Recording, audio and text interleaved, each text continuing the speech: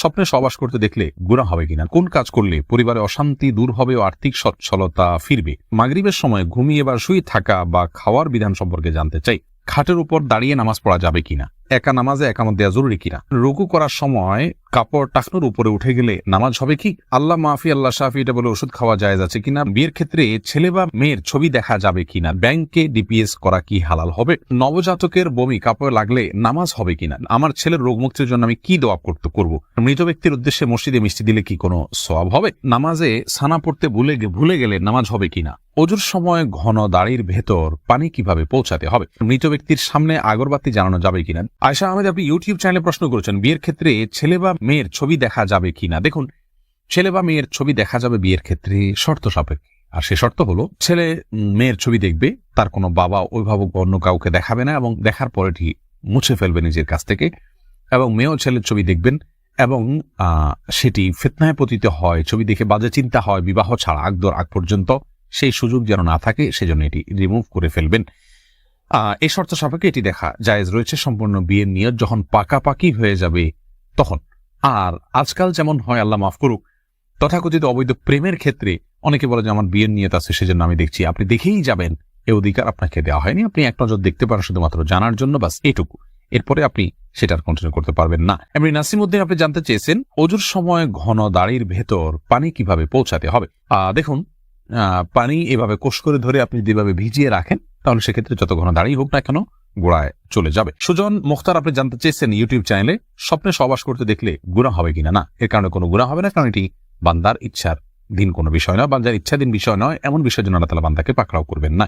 নাহিদ নোমান জানতে চেয়েছেন কোন কাজ করলে পরিবারে অশান্তি দূর হবে ও আর্থিক সচ্ছলতা ফিরবে।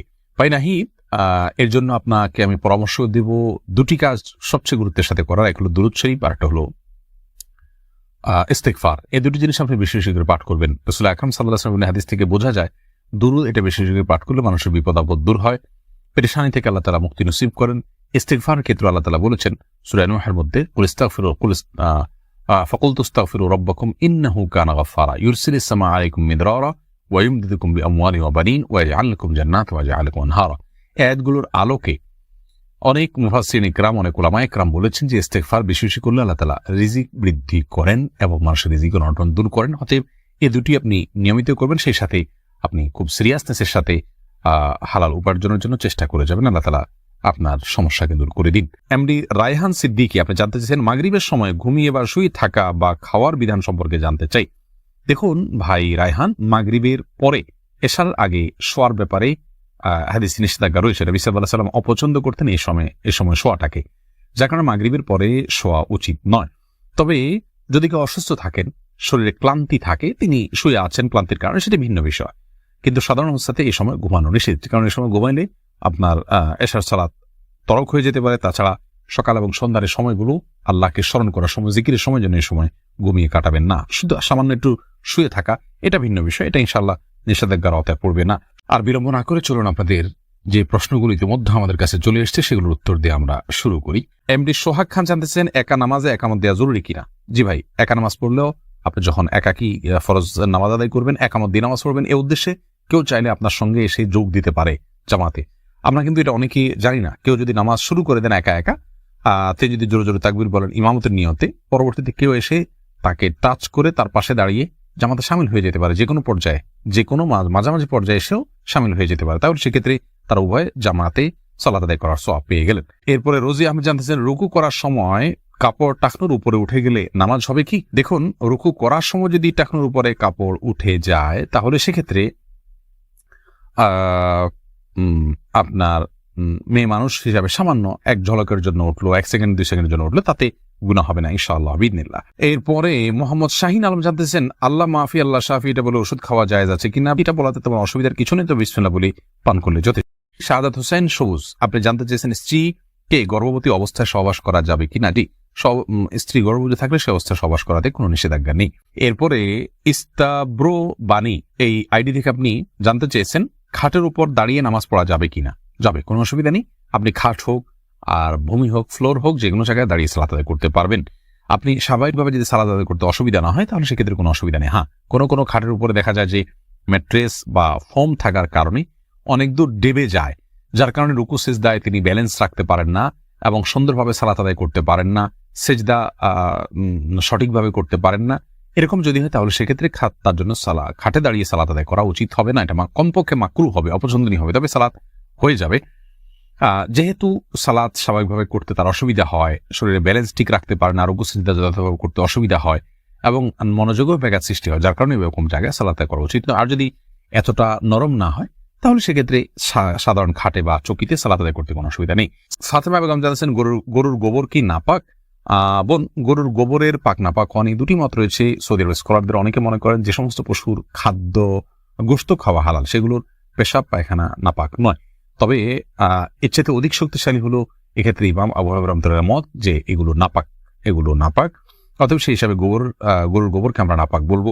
এমডি শাফি জানতেছেন, মোবাইলে ইমার্জেন্সি টাকা খরচ করে টাকা না দিয়ে মারা গেলে ক্ষমা হবে কি?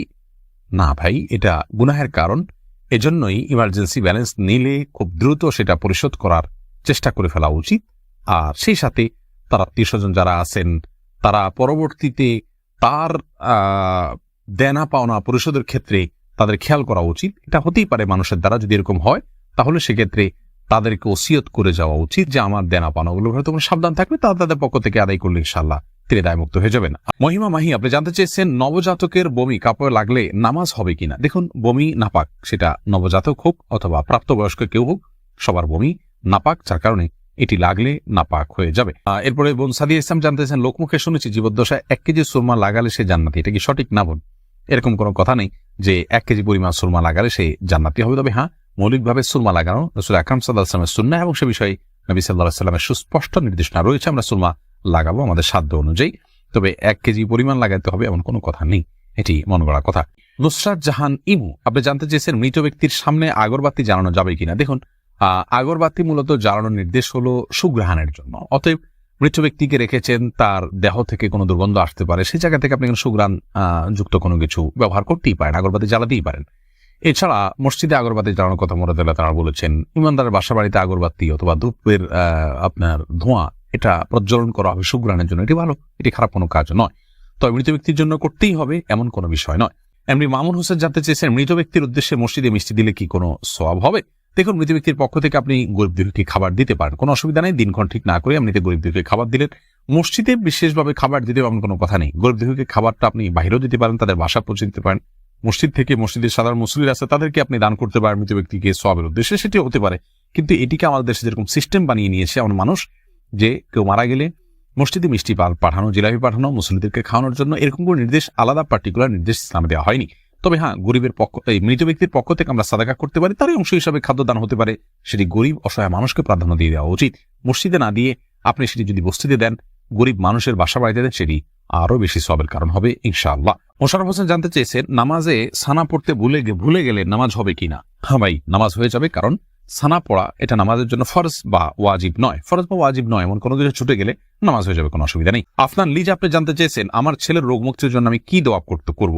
আপনি মা হিসাবে তার জন্য আল্লাহর কাছে সাধারণভাবে দোয়া করবেন। দোয়া কবুলের জায়গাগুলোতে, সময়গুলোতে দোয়া করবেন ইস্তিগফার, দুরুদ এবং দোয়া ইউনুস, লা ইলাহা ইল্লা আনতা সুবহানাকা ইন্নী কুনতু মিনাজ জালিমিন এবং ইয়া যাল জালালি ওয়াল ইকরাম, এগুলো পাঠ করে এবং আল্লাহর নাম ডেকে ডেকে, এটা ইসমে আজম আল্লাহ, হে আল্লাহ, এভাবে ডেকে ডেকে আল্লাহর কৃতজ্ঞতা স্বীকার করে আল্লাহর কাছে দোয়া করবেন। ইনশাআল্লাহ আপনি কায়মন অবাক্কারি দোয়া করলে মায়ের দোয়া সন্তানের জন্য আল্লাহ তাআলা কবুল করবেন। যদি আপনার দোয়া আপনি কবুল হতে না দেখেন তাহলে বিচলিত হবেন না, সবর করবেন, আল্লাহ তাআলা সেখানে আপনার জন্য কোনো কল্যাণ অবশ্যই নিহিত রেখেছেন। সজল শেখ আইডি থেকে আপনি জানতে চাচ্ছেন, ব্যাংকে ডিপিএস করা কি হালাল হবে? শুধু ব্যাংকগুলোতে ডিপিএস করা হারাম হবে, যেহেতু সেখানে আপনাকে সুদ দেওয়া হবে, সুদ ভিত্তিক লেনদেনের চুক্তি আপনার সাথে হয়ে যাবে। সেজন্য ইসলামী ব্যাংকগুলো যদি হয় তাহলে সেক্ষেত্রে বেশ কিছুটা ছাড় রয়েছে এবং সেটি কিছুটা কোনো ক্ষেত্রে এটি সন্দেহের মধ্যে পড়বে, শুবহাতের মধ্যে পড়বে, বাকি মৌলিকভাবে অন্য কোনো উপায় যদি কারো না থাকে এটি নাজায়েজ বা হারাম সরাসরি হবে না। তবে অ্যাভয়েড করতে পারলে সেটাও ভালো, যেহেতু সংশয় বা সন্দেহ সেখানেও রয়েছে। সাইফুল ইসলাম জানতে চেয়েছেন, নামাজের প্রথম রাকাতে আউযুবিল্লাহ বিসমিল্লাহ সহ সূরা পাঠ করে প্রথম রাকাত শেষ করলাম, দ্বিতীয় রাকাত কি পুনরায় আউযুবিল্লাহ পাঠ করতে হবে না বিসমিল্লাহ পাঠ করলেই হবে? দেখুন, সূরা ফাতিহা যেহেতু আপনি নতুন করে শুরু করছেন, এজন্য আপনি আউযুবিল্লাহ পাঠ করবেন এবং এরপরে বিসমিল্লাহ পাঠ করবেন, কারণ ফাইদা ক্রাতাল কোরআন ফাস্তাইয বিল্লাহি মিনাশ শাইতানির রাজিম, আল্লাহ তাআলা বলেছেন কোরআন যখন পাঠ করবে তখন তুমি আল্লাহ তাআলার কাছে আশ্রয় চাইবে শয়তান থেকে। এজন্য প্রথম রাকাতে আপনি সূরা ফাতিহা পাঠ করেছেন, এরপরে আপনি রুকু করেছেন, সিজদা করেছেন, তাসবিহ পাঠ করেছেন, অনেকগুলো কাজ করেছেন, আবার নতুন করে আপনি তেলাওয়াত শুরু করছেন, যার কারণে আপনি এখানে আউযুবিল্লাহি মিনাশ শাইতানির রাজিম 2টা পাঠ করবেন।